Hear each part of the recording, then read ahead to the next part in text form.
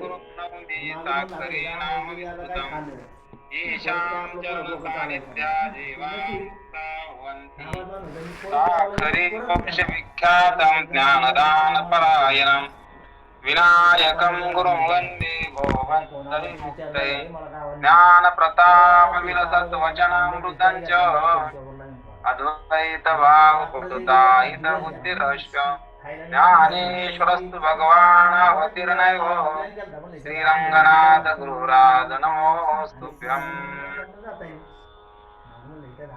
तर श्री संत एकनाथ महाराज यांच्या हरिपाठातले आपले चालू आहे. तर आपलं बऱ्याच दिवसापासून मी हजर नसल्यामुळं कार्यक्रम झाले, परंतु कोणत्या अभंगावर झाले तर हे काय मला माहित नाही. तर आता आपला कोणता अभंग घ्यायचा तर हे सांगा मला. ते मग महाराज आपलं नित्यनेमाचं काहीच नाही झालेलं. ते शिवाजी महाराजांनी त्यांना जे वाटेल ते, म्हणजे कधी ओवीवर कधी वेगळ्या अभंगावर असं केलंय. आपलं नित्यनेमाचं काही नाही. बरोबर. मग आता दुसरा आपला शका चालू आहे तर 1-3-5 हा अभंग आपला या ठिकाणी होईल. तर आपण बघू आता. 1-3-5 मेळा 25 छत्तीस तत्वांचा मूळ हरी कल्पना विद्या तेने झाला जीव मायोपादी शिव बोली जेती जीव शिव दोन्ही हरिरूपी तरंग सिंधुत्व अभंगने हरी सुक्तीवरी रजत पाता डोळा दिसे रज्जुवरी भासी मिथ्या सर्प क्षत्र क्षत्र ज्ञाती जाणता ती ज्ञानी एका जनार्दनी हरी बोला हरिमुखी गाता हरपली चिंता त्या नाही मागुता जन्म घेणे. तर आपण बोलतो की एकनाथ महाराज यांच्या पाठावर प्रत्येक रविवारी एक अभंग. तर आजचा आपला अभंग 1-3-5 मेळा 25 36 तत्वांचा मूळ हरी. कारण हरी सांगायला लागले, आपल्याला देव कळून द्यायला लागले, आणि जे काही देव कळून देणारे असते ते संत असते. कारण संताशिवाय देव कोणाला कळाला नाही. ज्यांना कळाला देव त्यांना संत म्हणायचं, आणि ज्यांना कळाला तर तेच कळून देत असते. कारण त्यांचं काय ब्रीद असतं, जे जे आपण अशी ठावे ते ते इतरा शिकवावे शहाणे करून सोडावे सकळ जना. कारण आपणाला जे माहित आहे तर ते सर्वांपर्यंत पोहोचवावं हे संतांचं कार्य असतं, आणि त्यांचं ते कार्य अविरत चालू आहे. आणि म्हणून एकनाथ महाराजांनी हरिपाठाच्या माध्यमातून जो सर्वसामान्याला बोध केला. तर म्हणायला हरिपाठ आहे, परंतु त्या हरिपाठामध्ये सखोल अशा प्रकारचं ज्ञान, भक्ती, वैराग्य सर्व प्रकारचं मानवाच्या कल्याणासाठी, आणि त्याचं ते अंतिम ध्येय या संसार सागरातून पार पडणं. एकदाच या संसार सागरातून पार पडला जीव तर त्याचं कृत कल्याण होत असतं. म्हणून आपण सर्वजण या संसारामध्ये आलो तर संसारात रमायला आलो नाही, तर संसारामध्ये पार पडण्यासाठी आलो. संसारी असावे असोनी नसावे भजन करावे अहर्णीचे अहर्णीचे भजन करावे अहर्णीचे. संसारी असावे असोनी नसावे संसारी असावे असोनी नसावे भजन करावे अहर्णीचे अहर्णीचे भजन करावे अहर्णीचे. संसारामध्ये राहा पण देवाचं भजन करण्यासाठी राहा. म्हणून साधू संतांना आपल्याला बोध केला, आणि तो ईश्वराला शरण जा आणि त्या ईश्वराचं भजन करा. हाच बोध हरिपाठाच्या माध्यमातून एकनाथ महाराजांनी आपणाला सांगितला. ज्ञानेश्वर महाराजांनी सुद्धा अशाच प्रकारचा बोध त्या ठिकाणी सांगितला. आपण तो थोडाफार बघण्याचा प्रयत्न केला. आता नाथांच्या हरिपाठामध्ये सुद्धा हरिमुखी गाता हरपली चिंता दया नाही मागुता जन्म घेणे. कारण जो देवाचं नामस्मरण गातो, कारण त्याला पुन्हा जन्माला यायचं दुःख नाही, किंवा जन्मालाच आला नाही म्हणून त्याला पुन्हा मरायची पाळी येत नाही. कारण मरायची पाळी का आली तर जन्माला आला म्हणून. मग जन्मालाच आला नाही तर मृत्यू कशाचा आला? जन्म नाही ते आणि तुका म्हणे माझी भाग. कारण तुकाराम महाराज शपथ घेऊन सांगायला लागले की मी तुम्हाला शपथ घेऊन सांगतो भाग. आपण म्हणतो आणा भागा. तसं मी एक भाग घ्यायला लागलो, शपथ घ्यायला लागलो की पुन्हा तुम्हाला जन्माला येऊ देणार नाही. जशी मदलासा म्हणली होती की मुलाला की आता हे जे तुम्ही माझ्या पोटी आला का, तुम्हाला परत त्या ठिकाणी परत आईच्या कुशीत गर्भाला येऊ देणार नाही, हे माझं प्रीत आहे. असा प्रयत्न करीन की पुन्हा तुम्हाला जन्म आणि मरणाच्या पाळी तुमच्यावर येऊ नये, पुन्हा तुम्हाला आईच्या कुशीत जन्म घ्यावा लागू नये. अशा प्रकारचे या ठिकाणी तुम्हाला जन्म आणि मृत्यूच्या पलकट या ठिकाणी मी नेऊन सोडणार आणि माझं कर्तव्य आहे, कारण तुम्ही माझ्या पोटाला आलात, ही तुमची शेवटचा जन्म असेल. असं मदलासा म्हणून जिचं नाव आज बी परमार्थामध्ये उच्च कोटीचं स्तर तिचं आहे. किंवा आई असावं तर मदलेशी सारखी असावं, पिता असावं तर वृषभ देवासारखा असावं की ज्याने आपली 100 मुलं मुक्त केले.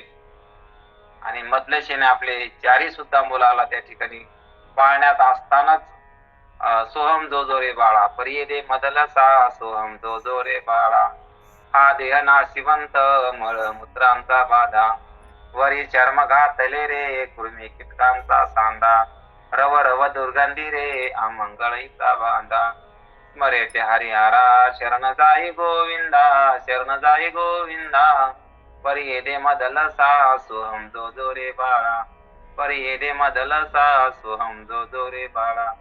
अशा प्रकारचं त्या ठिकाणी गीत गायलं आणि त्या गीतातून त्या पाळण्यात झोका देताना त्या आईनं आपल्या मुलाच्या उद्धाराची काळजी त्या ठिकाणी केली. म्हणून ती खरी माता आहे, तो खरा पिता आहे की जो मुलाच्या उद्धाराची काळजी वाहतो. कारण धन संपत्तीनं कोणी सुखी झालं नाही आणि म्हणून ज्याला उद्धाराचा मार्ग दाखवून द्याला ते खरे आई वडील आहे. ओ माता नाही, ओ पिता नाही, असं उपनिषद त्या ठिकाणी सांगत की जो याला ब्रह्मज्ञानाचा बोध करीत नाही किंवा ते तत्व दाखीत नाही, ते देवाची प्राप्तीचा मार्ग सांगित नाही, तर ते आई वडील नाही. म्हणून कोणाचे मायबाप कोणाचे गणगोत प्रगत जाईल रया. म्हणून या ठिकाणी आपला विषय चालला की हरिमुखी गाता, म्हणून देवाचं नामस्मरण गा. कारण गात जागा प्रेम मागा विठ्ठला. कारण देवाला गायलं पाहिजे, संसार गाऊ नये. कारण देवाचं जर आपण गाणं गायलं तर त्याच्यातून आनंद आहे. हेची गाणे गा तुम्ही, हेची गाणे गा तुम्ही, हसू नका. म्हणून हेच गाणं गा, देवाचंच गाणं गा, बाकी संसाराचं रड गाणं गाऊ नका. कारण संसारामध्ये आपण किती आनंद जरी मानला परंतु दुःखद अशा प्रकारचा प्रसंग संसारामध्ये येत असतो. मृत्यू सारखं भयानक दुःख संसारातून आजपर्यंत कोणाला काढता आलेलं नाही. म्हणून सर्व अपेक्षे आहेत. म्हणून संसारामध्ये राहा, परंतु त्या परमात्म्याचं जर भजन आपण केलं तर आपण त्या ठिकाणी या संसाराचं बंधन तोडू शकतो. म्हणजे संसार दुःखातून आपण पार पडू शकतो. यासाठी नाथ महाराजांना हरिपाठाच्या माध्यमातून आपणाला जो बोध केला तर तो अत्यंत या ठिकाणी महत्वाचा आहे. म्हणून आपल्या संप्रदायामध्ये हरिपाठाला खूप महत्व आहे. वारकरी म्हणलं की त्याला हरिपाठ म्हणलाच पाहिजे. वारकरी म्हणलं त्यानं काकडा सकाळी घेतलाच पाहिजे, काकडा आरती भजन त्यानं घ्यायलाच पाहिजे. त्यानं हरिपाठ संध्याकाळी किमान 2 वेळ नाही जमलं तर 1 वेळ का होईना आपण हरिपाठ घ्यायलाच पाहिजे. असं त्या ठिकाणी, त्याशिवाय त्यानं खाऊ नाही झोपू नये असा त्या वारकऱ्यांचा नेम असतो. म्हणून आपल्या साधू संतांना जो काही दंडक आपल्याला घालून द्याला, जे काही नियमावली आपल्याला सांगितली, त्यामध्ये उठून या प्रातःकाळी वाचेस वनमाळी. तुम्ही सकाळी उठून देवाचं भजन करा. उठा साधू संत साधा फुले हित गेला हा नरदेह मग कैसा भगवंत. म्हणून अशा प्रकारचं देवाचं भजन गात जागा प्रेम मागा विठ्ठला. संसाराला गाऊ नका. कारण संसारात आनंदी कोणी झालं नाही की संसाराची पूर्तता झाली नाही. काहीतरी झालं म्हणजे पुन्हा काहीतरी राहिलेलं असतं, ते पूर्ण झालं नाही. इतकं झालं म्हणजे झालं नाही, वाटतं इतकं झालं की झालो आम्ही मोकळे, पुन्हा काहीतरी त्या ठिकाणी येतं पुढं. म्हणून या ठिकाणी आपल्याला साधू संतांनी सांगितलं की देवाच्या प्राप्तीमध्ये जीव त्या ठिकाणी पूर्ण होत असतो. पूर्ण केला मनोरथ, केला निळा, केला निळा पावन, पूर्ण मनोरथ होत असतो. जीवाचं कल्याण ईश्वराच्या नामस्मरणामध्ये, ईश्वराच्या सानिध्यात, संतांच्या संगतीतच होत असतं. म्हणून हरिपाठ आपल्याला नाथांची संगती घडवितो. नाथ महाराजांचा बोध आपल्यापर्यंत पोहोचायचं माध्यम हरिपाठ आहे नाथांचा. म्हणून या अभंगामध्ये एकनाथ महाराज उपदेश करायला लागले. म्हणून संतांच्या अभंगामध्ये ओव्यामध्ये उपदेश तर आहेच, नामस्मरण सुद्धा आहे. परत त्या ठिकाणी आपल्याला नियमावली आहे. देवाचं भजन, त्या ठिकाणी देवाचं गुणाचं रूपाचं वर्णन, सर्व काही या ठिकाणी शिकवण या संतांच्या वाङ्मयातून आपल्याला या ठिकाणी पाहायला मिळते. ही शिकवण इतरत्र त्या ठिकाणी कुठेही मिळणार नाही.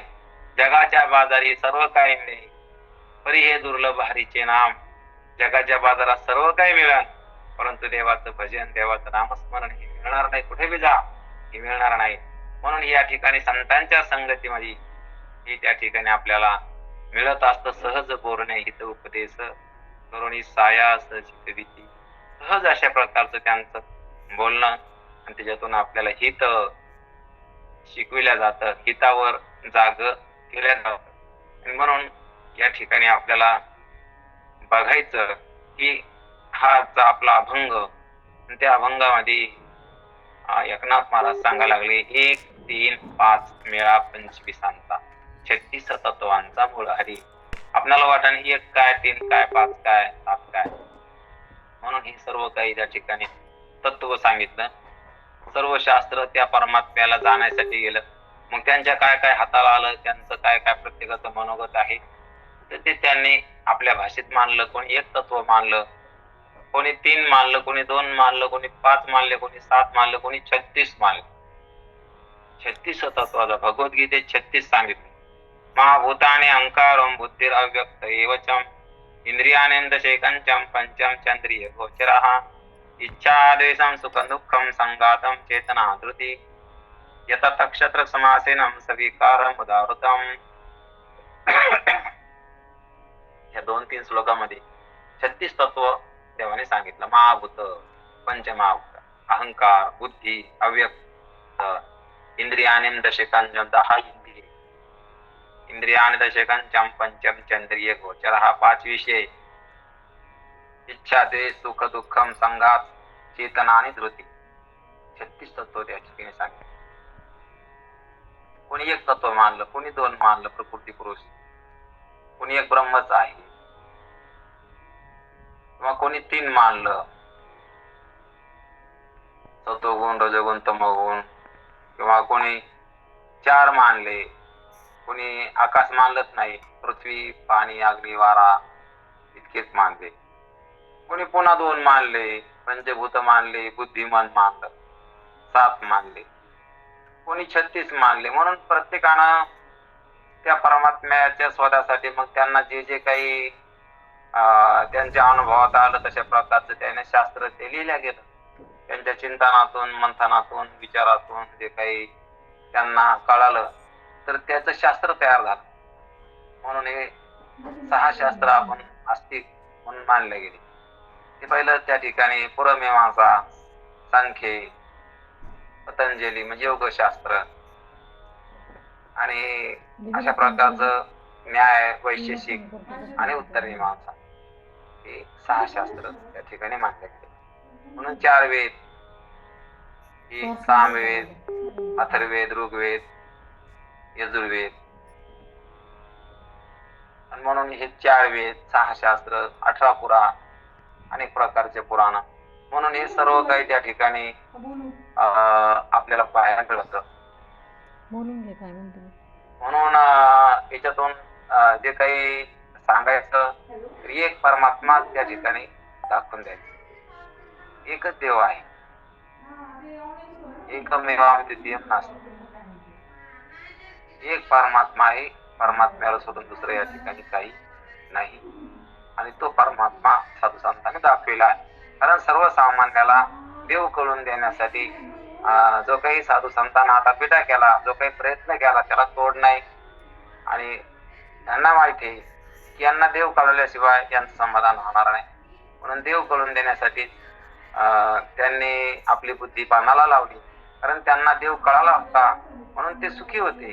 आणि आपल्याला सुद्धा देव कळून आपण या नरदेहाला आल्याची सार्थकता करून घेऊ, आपण सुखी होऊ, हा मार्ग त्यांनी त्या ठिकाणी आपल्याला सांगितलं. आणि म्हणून त्यासाठी म्हणजे काही माध्यम वापरल्या गेलं की अभंग रूपानं, होवी रूपानं, म्हणून त्याचा बोध त्या ठिकाणी त्या काळात त्यांनी सांगितला.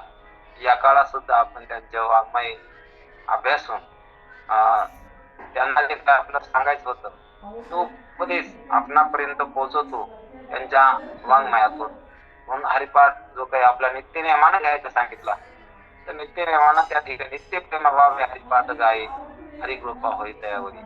कारण म्हणून अशा प्रकारचं संतांची सेवा हो आपल्याला जो काही लाभ प्राप्त होतो तर तो त्यांच्या सेवेच्या माध्यमातून, की त्यांचं भजन करणं, चिंतन करणं, किंवा त्यांनी सांगितलेला उपदेश त्यामध्ये चर्चा करणं, सांगणं, ऐकणं, ही तरी त्यांची सेवाच आहे. मग ही संतांच्या सेवेतून काय लाभ होतो, तर देवाची प्राप्ती होती. जीवाला जे काही अनंत काळापासून दुःख आहे तर त्या दुःखातून मुक्तता मिळते. त्या दुःखातून तो पार पडतो, एकदाचाच त्या ठिकाणी दुःखातून मोकळा होतो. आणि सर्व सुख असणार जे काही सुखासाठी जीव हा झटत असतो, अल्प सुखासाठी त्या ठिकाणी मोठाले दुःख त्याला प्राप्त होते, परंतु सुख नावाची वस्तू त्याला मिळालेली नसते. आणि ते या माध्यमातून संतांच्या संगतीतून प्राप्त होत असतं. आणि ते सुखाचा मार्ग संतांनी आपला दाखविला. म्हणून त्यांच्या विचार आपण या ठिकाणी करायला लागलो, त्यांच्या अभंगाचा. म्हणून एक 3-5 मेळा 25 36 तत्वांचा मूळ हरी. कारण मूळ कोण आहे? हरी आहे. कारण जिथून सर्वांची उत्पत्ती झाली, दयापासून सकळ मही मंडळे झाले, तो हा पंढरीचा राणा नाही अनुपाना वेदास. ज्याच्यापासून हे सगळं निर्माण झालं तो आमचा परमात्मा पंढरीचा राणा आहे. कारण तो सर्वांचा मूळ आहे, ते आधी आहे. त्याच्यापासून सर्व काही उत्पन्न झालं किंवा ज्याच्यावरच सर्व काही भासायला लागलं, आणि शेवटी हे सर्व काही लयाला जाणार, त्या परमात्मा स्वरूपातच जाणार. असा हा परमात्मा त्या ठिकाणी मूळ आहे. म्हणून 1-3-5 मेळा 25 36 तत्वांचा मूळ हरी. म्हणून 25 सांगितले. आपण बघतो की 5 अंतःकरण, 5 ज्ञानेंद्रिय, 5 कर्मेंद्रिय, 5 प्राण, 5 25. म्हणून पाहायला गेलं तर 5 अंतःकरण बुद्धीची अहंकार, एकाच्या अंतःकरणाचे 5 भाग, मन, बुद्धी, चित्त, अहंकार, ज्ञानेंद्रिय, श्रोत्र, त्वचा, चक्षु, जीव आणि कान.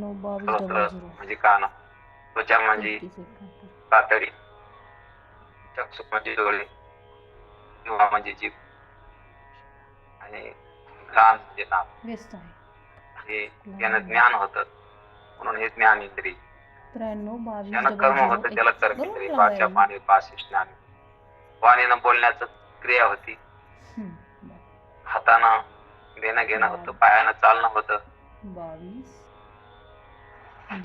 उपस्थ मूत्र विसर्जन, आणि भूत म्हणजे मन विसर्जन या क्रिया. म्हणून याला कर्मेंद्रिय म्हणलं. 5 प्राण आहेत, व्यान, उदान, समान, प्राणापान. म्हणजे 5 प्रकारांना या ध्यानामध्ये वाहतो. 5 प्रकारची क्रिया करतो. शक्ती म्हणल्या ते हवाई नाही, हवाई म्हणून हवाई सगळे हवा आहे. हवेशी वाटायला लागले ते हवेमुळं. आणि हवा नसल्यावर काही जरी असलं तर ते हवेचं वाटत नाही, त्याची विल्हेवाटच लावावं लागते, त्याला स्मशानभूमी टाकावं लागत असते हवा नसल्यावर. म्हणून या ठिकाणी हवा महत्वाची आहे. म्हणून प्राण. आणि या ठिकाणी विषय सुद्धा आहे, शब्द, स्पर्श, रूप, रस, गंध. कानानं शब्द ऐकायला येतो, डोळ्यानं रूप, त्वचेनं स्पर्श, जिभेनं चव, रस, नाकानं वास. अशा प्रकारचे हे 5 ज्ञानेंद्रियांचे 5 विषय. म्हणून हे आपल्याला पाहायला भेटतं. कारण इथं ही सुद्धा माहिती आपल्याला पाहिजे, कारण आपण देव करून घ्यायला निघालो. आपण जे काही परमार्थिक लोक आहेत, तर आपण बाहेर पडलो या संसारात वेळ काढला तर आपण आपली प्रामाणिक इच्छा काय असावं किंवा काय आहे ते देव करून घ्यायचं आपल्याला.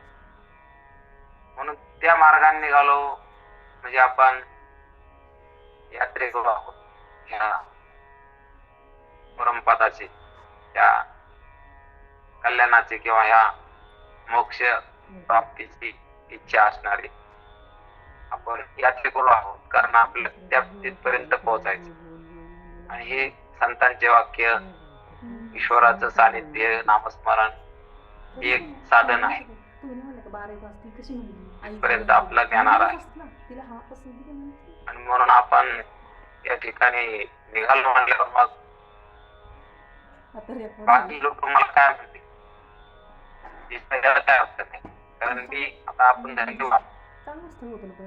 मग किती शिकवायला माझा वेळ मी तर या गोळा मला तुम्ही किती शिकवा, परंतु मी त्या परमात्मा स्वरूपावर आता वेगळी होत नाही किंवा त्या परमात्मा स्वरूपाला मी लक्ष केलंय, तिथून मी आता त्या ठिकाणी परत माघारी येत नाही. काय करू सवे सावेळे गोवित आपे आपलं पत देते. कारण अशा प्रकारचं परमात्मा स्वरूपाच्या ठिकाणी आता विलीन झाले.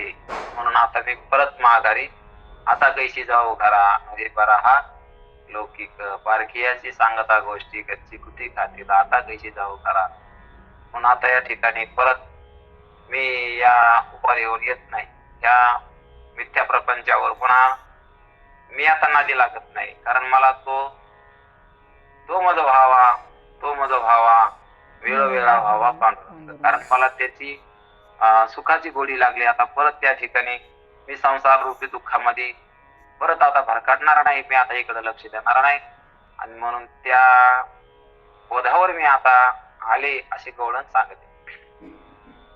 कारण त्या परमात्मा सुखाची मला गोडी प्राप्त झाली.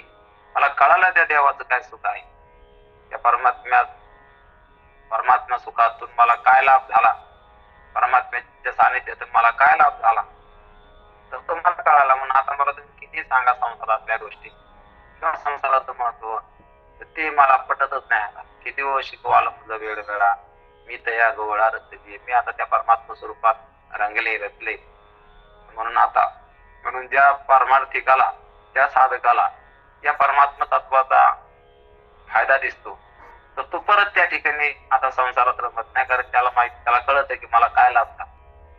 हा लाभ संसारामध्ये नाही किंवा संसारात पाहायला गेलं दुःखाशिवाय काही हाताला येतच नाही.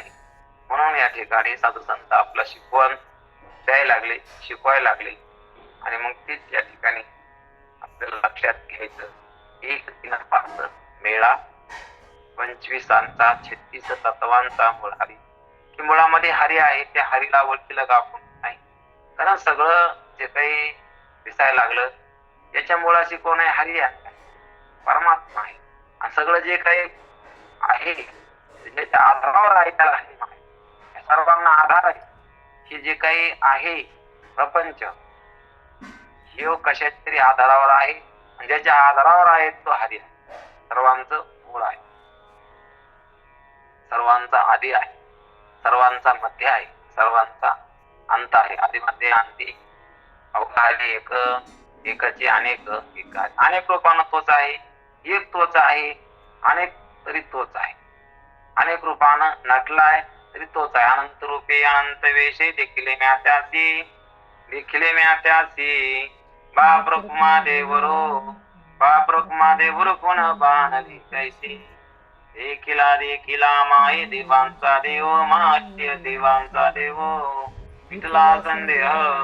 पिटला संदेह निवाले तुझे पण म्हणून त्या परमात्म्याला मी पाहिलं. मग कसा पाहिलं? अनंत रूपे अनंत वेशी देखिले म्या त्यासी अनंत रूपानं मी त्यालाच पाहिलं. अनंत वेशानं जसं अनेक घर पाहिले तर मी मातीच पाहिली, कारण मातीच घराच्या रूपानं होती. मातीला सोडून कोणतंच घर नव्हतं. अनेक कपडे पाहिले पण त्यामध्ये दोराच होता.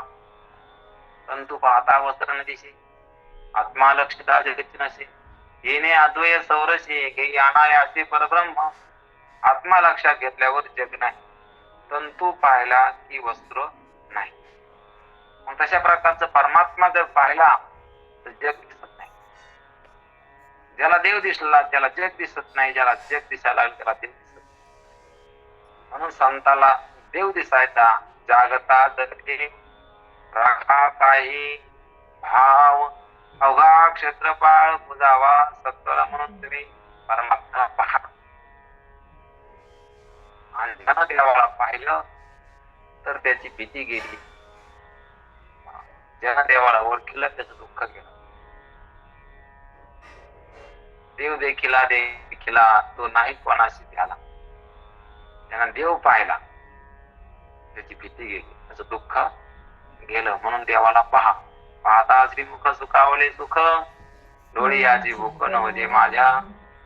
म्हणून या ठिकाणी तुकाराम महाराज सांगते की त्या देवाला पाहिलं परंतु मला पुन्हा पुन्हा पाहावाच वाटतं, पुन्हा पुन्हा त्याला घ्यावाच वाटतं. तो मज व्हावा विलो वेळा व्हावा पांडुरंग.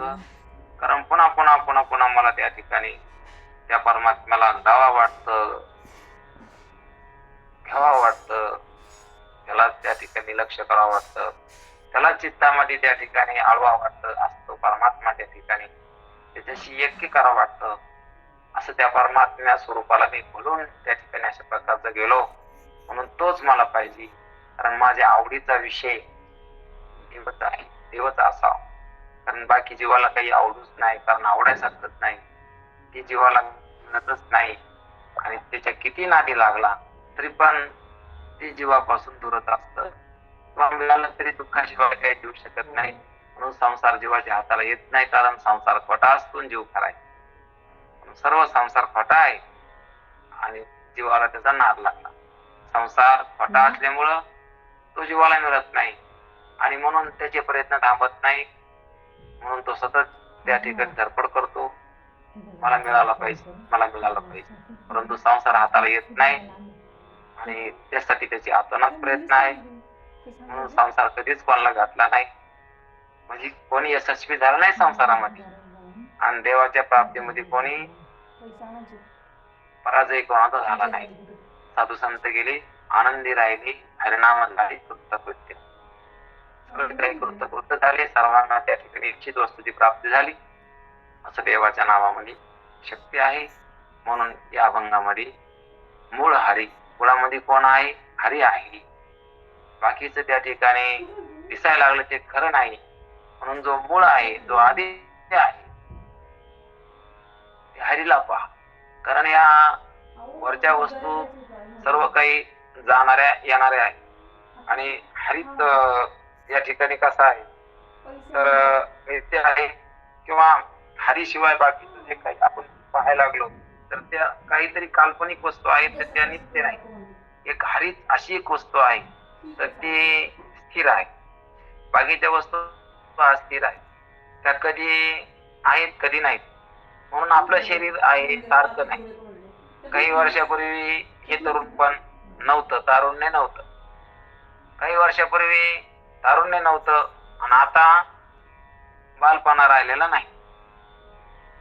मग काही वर्षानंतर हे तारुण्य सुद्धा राहणार नाही. म्हणून हे सर्व कसं आहे, काल्पनिक आहे, नाशवान आहे. ते माई दुःखाची जनकी नाही, आधी अंती अवसानी. आधी आहे ते अंती नाही, अंती आहे ते आधी नाही. म्हणून या ठिकाणी या आधी नाही, अंती बी नाही, आता दिसायला खरं नाही. म्हणून या ठिकाणी हा प्रपंच दिसायला लागला तसा खरा नाही, परंतु सगळ्यांना या प्रपंचाला खरं मानलं आणि या शरीराला मी म्हणून चालायला लागले. आता शरीर पाहायला गेलं तर शरीर नाही, उघड पंचभूत आहे. तुकाराम महाराज याला पंचभूत म्हणायला लागले. पंचभूताचे काही पंचभूतांचा गोंधळ केला एके ठाई मेळ. त्याच्यामध्ये पंचभूत आहेत, कारण याच्यातला घट्ट भाग पृथ्वीचा आहे, पातळ भाग पाण्याचा आहे, उष्ण भाग आहे तो अग्नीचा आहे, वाहणारा भाग तो वाऱ्याचा आहे, पोकळी आहे ती आकाशाची आहे. म्हणून जे काही ज्यांना प्रति ज्ञानेश्वर म्हणते असे महाराष्ट्राचे भूषण असणारे की रंगनाथ महाराज गुरुजी परभणीकर, ते सर्व महाराष्ट्राला माहित आहेत आणि खूप त्यांना त्या ठिकाणी अशा प्रकारचं त्या काळामध्ये जनजागृती केली आणि जो बोध त्या ठिकाणी ज्ञानाचा दीप आज सुद्धा त्यांचा प्रज्वलित आहे. म्हणून आज सुद्धा परभणी म्हणलं की रंगनाथ महाराज त्यांना, परभणी जे म्हणलं की सर्व काही या ठिकाणी दचकत आहेत, कारण गुरुजींचा भाग. म्हणून लक्षात घ्यायचं की ते गुरुजी त्या ठिकाणी आपल्याला खूप त्याने त्या काळात बोध केला आणि म्हणून त्यांचे ते वाक्य आहेत की ते म्हणायचे की पंचीकरण जो परमार्थामध्ये आला त्यानं पंचीकरण पाहिलं पाहिजे. जसं व्यवहारात सोना असावं आणि परमार्थात पंचीकरण असावं. म्हणून जसं व्यवहारात लोक सोन्याला महत्व देते ना, तसं परमार्थिक माणसानं पंचीकरणाला महत्व द्यावा. पंचीकरण म्हणून हे शरीर पंचभूताचं कसं आहे, हे जग पंचभूताचं कसं आहे आणि आपण त्या पंचभूतावर वेगळे कसे आहे, पाचच भूताची कशी विभागणी केली, कोणत्या रूपानं काय काय या देहामध्ये पृथ्वीचा भाग कोणता आहे, या देहामध्ये पाण्याचा भाग कोणता आहे, अग्नीचा भाग कोणता आहे, वाऱ्याचा कोणता आहे, आकाशाचा कोणता आहे.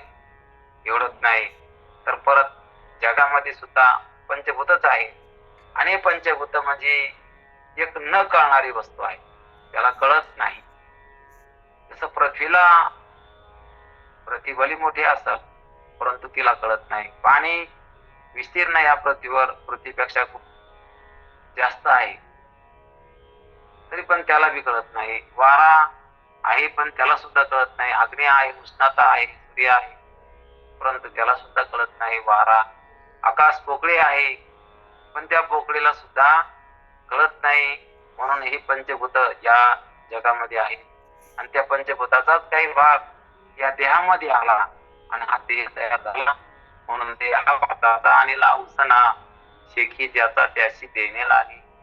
मला सांगते देह पांढरा कोण आणला ना, ह्यो ज्याची त्याला द्यावा लागला. कोणाकोण आणला? पृथ्वी कोण आणला, पाण्यातून आणला, वाट्यातून आणला, अग्नीतून आणला, आकाशातून आणला. म्हणून या ठिकाणी आपलं काही नाही आणि म्हणून आपलं काय तेरा या कोई नाही म्हणून दिसायला लागलं, पण आपलं या ठिकाणी काही नाही. कारण आहे कोणाचं तर पंचभूताचं आहे. म्हणून आणलेला आहे आणि ज्याची त्याला द्यावं लागणार. म्हणून हे पृथ्वीचा भाग पृथ्वीमध्ये मिळून जातो, अस्थि मास. पाण्याचा भाग पाण्यामध्ये मिळून जातो, वारं वाऱ्यात जातं, उष्णता उष्णतेत जाते, पोकळी पोकळीत जाते.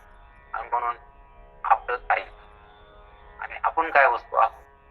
तर देह नष्ट झाला म्हणजे आपण नष्ट होत नाहीत, आपण या देहाहून वेगळे आहोत.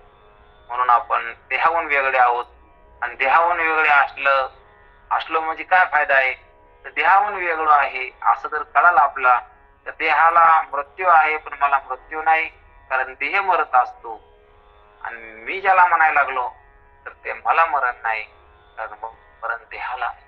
म्हणजे ते नाशे अनुभव आहे. आपल्याला ज्ञानेश्वरीमध्ये बोध करतात जे उत्पन्न होताना त्याचा नाश आहे, उत्पत्ती देहाची आहे, नाश देहाचा आहे. म्हणून ज्ञानोबरायाचं किंवा तुकाराम महाराजांचं आपण ऐकलं तर आपल्याला कळत असतं की देहाचा नाश आहे, आपला नाश नाही. आपली काय समज झाली की आपणच मरतो.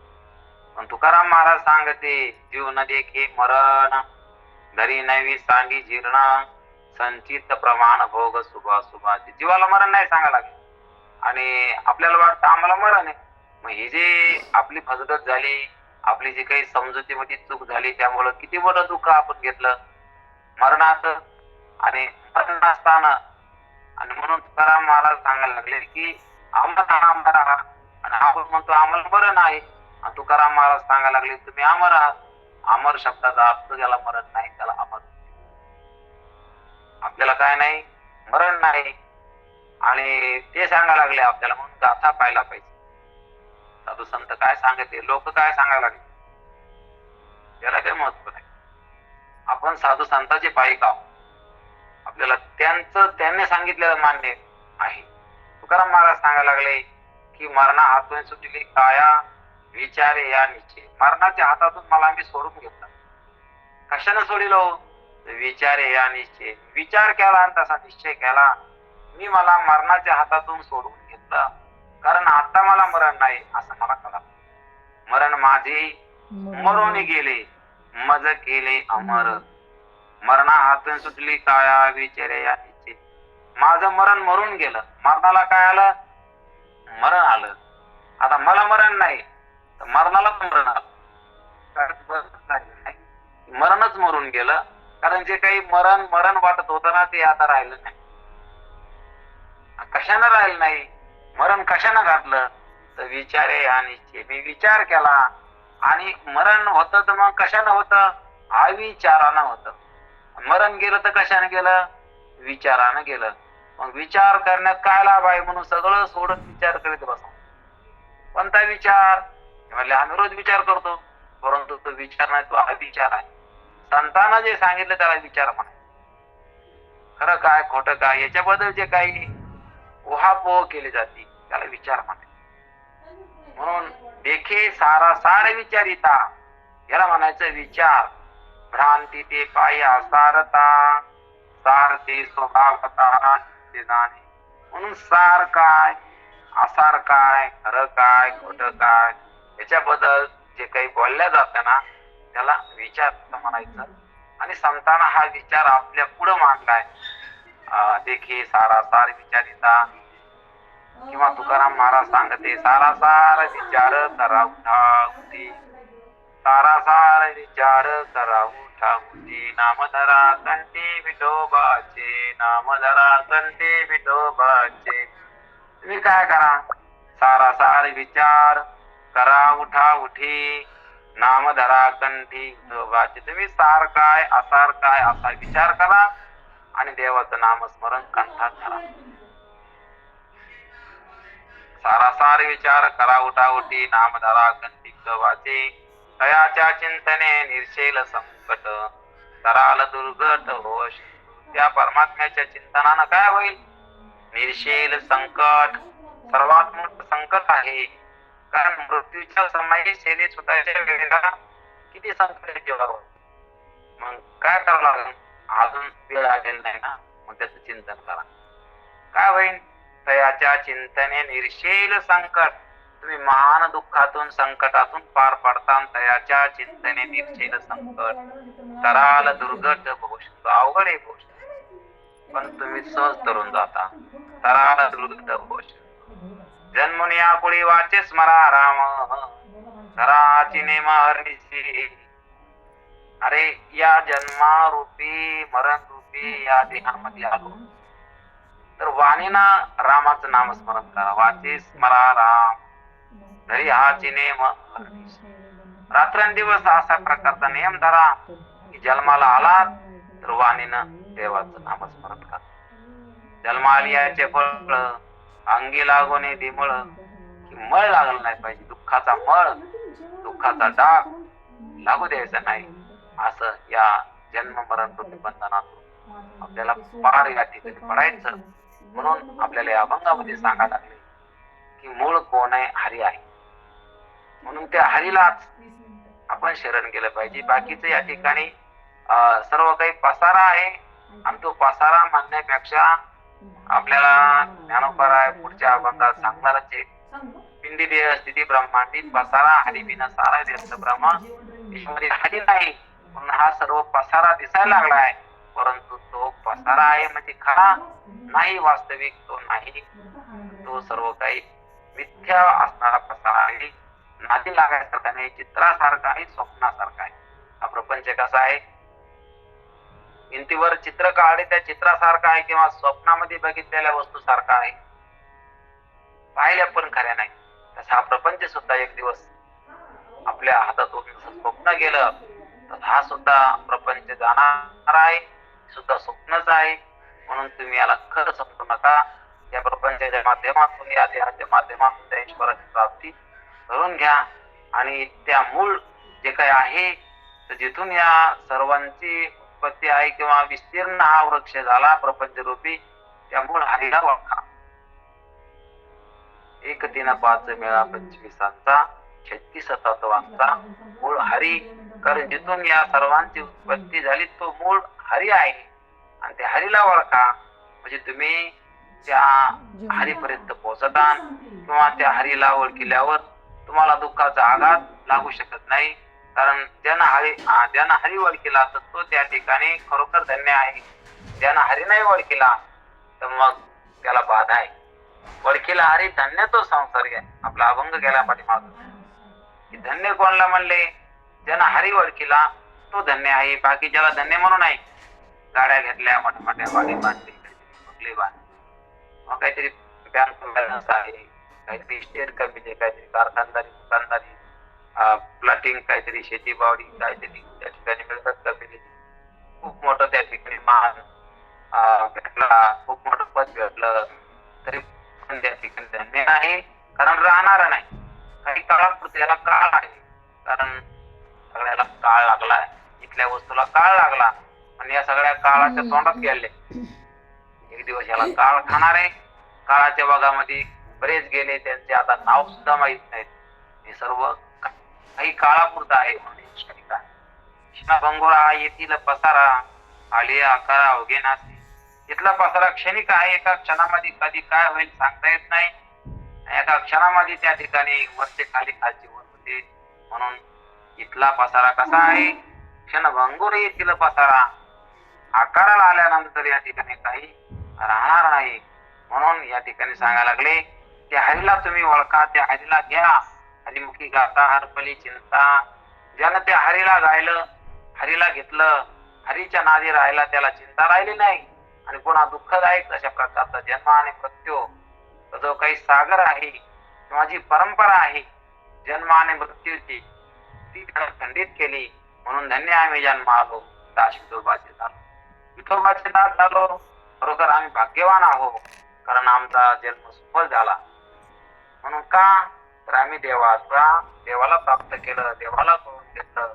देवाच्या प्राप्तीमध्ये आमच्या सर्व दुःखांचा त्या ठिकाणी नायनाट आम्ही केला. म्हणून महाराज या अभंगामध्ये सांगायला लागले की ते नाम तुझे.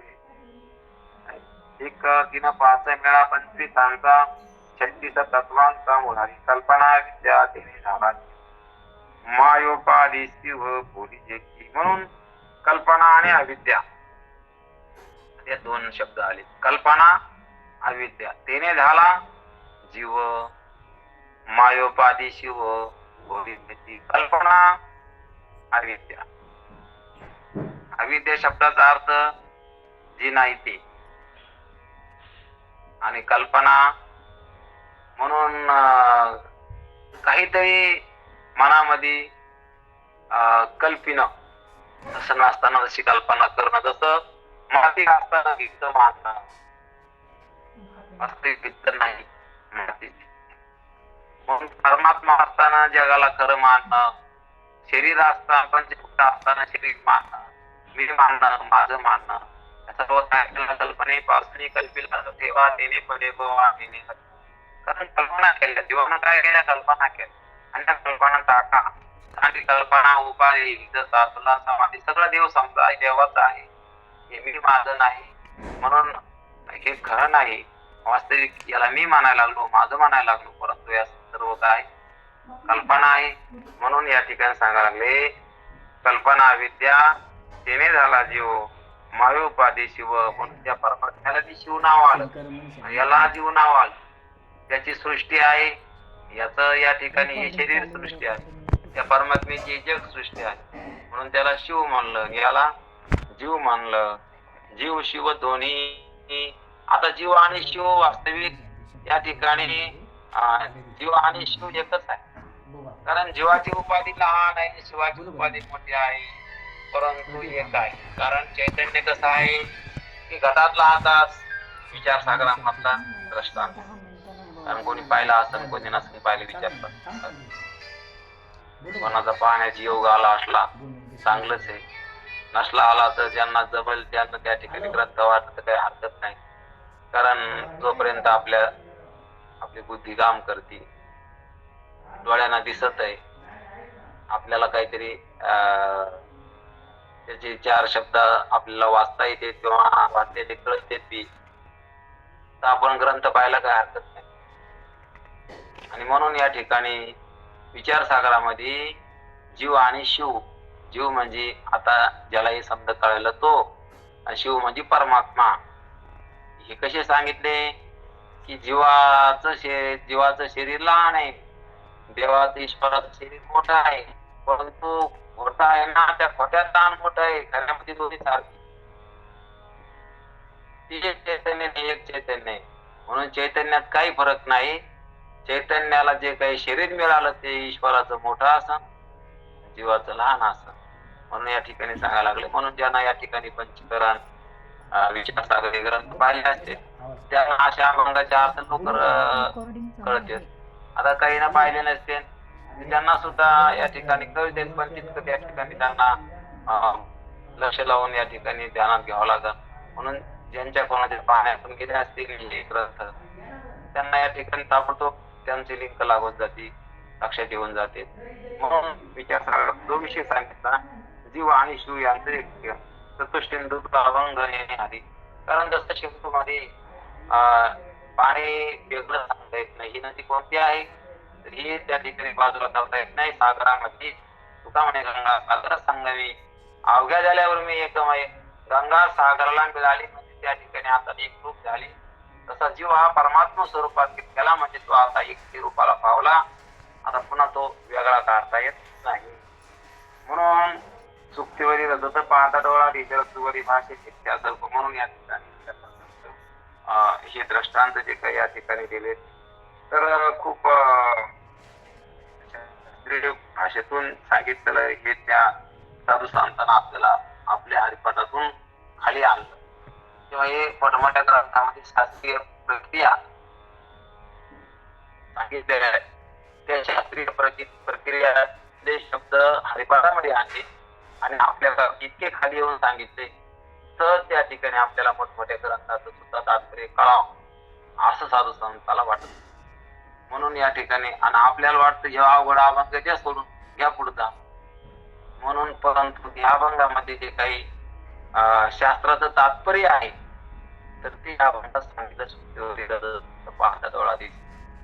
कारण या ठिकाणी हे दृष्टांत दिले अध्यास वाद जो भगवान शंकराचार्यानं सांगितला आहे तो अध्यासवाद. त्या अध्यासवादाचे दृष्टांत या ठिकाणी दिले. सुक्तीवर पाहता डोळा दिस. सुक्ती म्हणजे शिंपल्यावर रुपयाचा भ्रम झाला, शिंपल्यावर चांदीचा भ्रम झाला.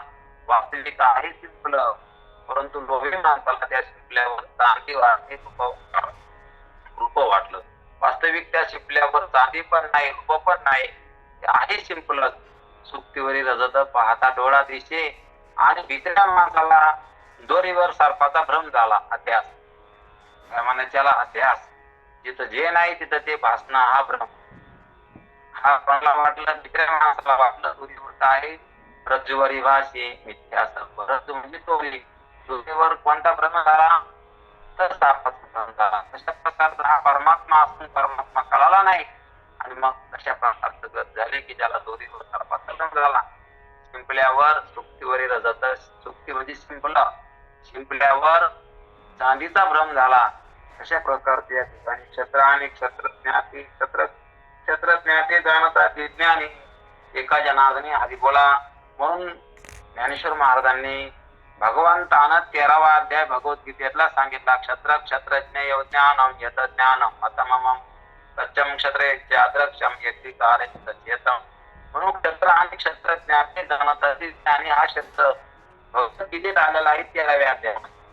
ज्ञानेश्वर महाराजांना 13व्या अध्यायाचं खूप विस्तीर्ण अशा प्रकारचं वर्णन केलं, म्हणून खूप त्या ठिकाणी गहन विषय 13व्या अध्यायात सांगितला.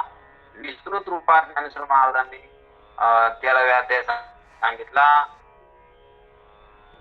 म्हणून कोणाला वेळ असला तर पाहू शकतात, त्याचा अर्थासह पाहू शकतात. म्हणून क्षत्र काय, क्षत्रज्ञ काय हे कळून जाईल 13व्या अध्यायामध्ये. आणि ते शब्द या ठिकाणी आपण घेतले. क्षत्र आणि क्षत्रज्ञाते जाणता ते ज्ञानी, एका जनार्दनी हरी बोला. क्षत्र काय, क्षत्रज्ञ काय, क्षत्र म्हणजे कशाला म्हणायचं, क्षत्रज्ञ कशाला म्हणायचं हे त्या ठिकाणी सांगितलं.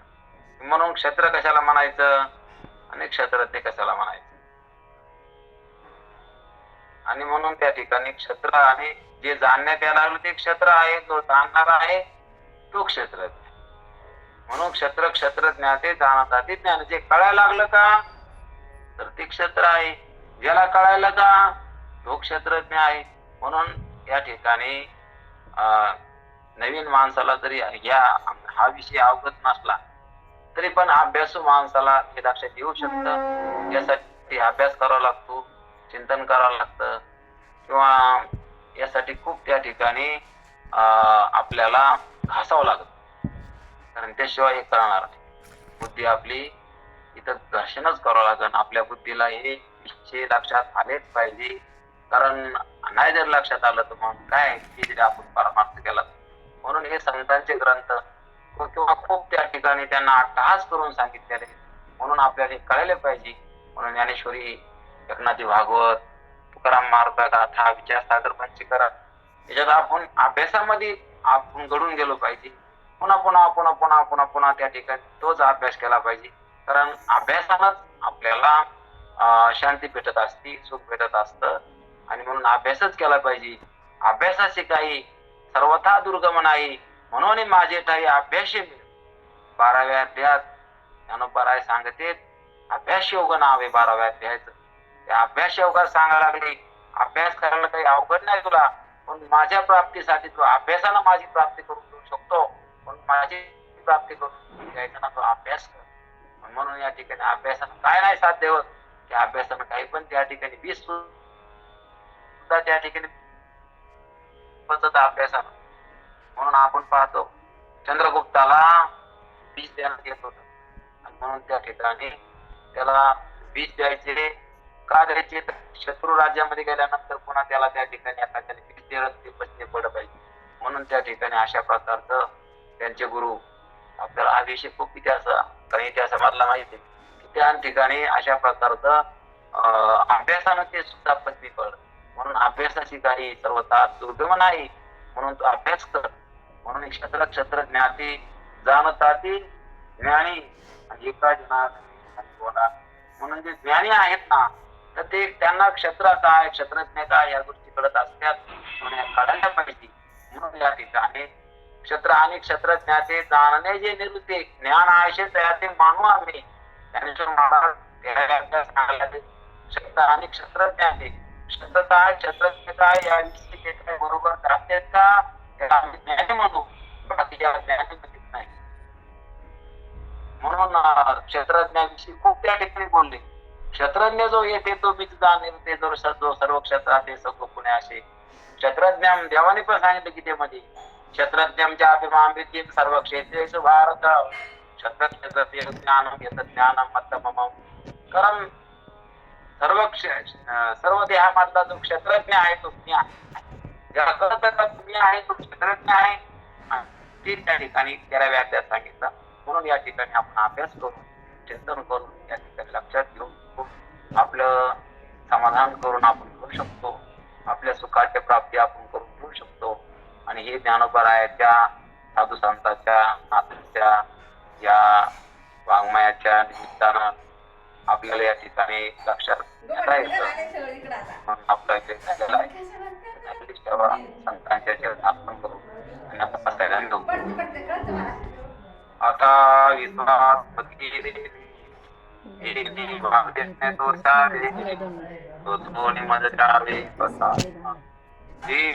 व्यंकटी सांडो तया सत्करे रती वाढो परस्परे पडो मैत्र जीवन दुरितांचे तिमिर जावो विश्वतो धर्म सूर्य पाहो जो जीवांचिल तो ते लाभो निशान वर्षोत सकळ मंगळी ईश्वर निष्ठांची मांडे आहे मानवर्त भूमंडली भेटतो त्या कला कल्पतरुची आरव कैतना चिंता म्हणते गाव बोलती जे अर्णव चंद्र जे लांछन महादंड जे तापैन ते सर्व सदा सज्जन किंबहुना सर्व सुखी पूर्ण हो निती निलोकी म्हणजे जो आधी पुरकी आसंते आणि ग्रंथ उपजिले विशेष लोकी दृष्टा दृष्टी विजय हो हित म्हणे श्री विष पेतराव हा होईल दान बसाव येणेवर ज्ञान येणेवर ज्ञान देव झाला पुंडलिका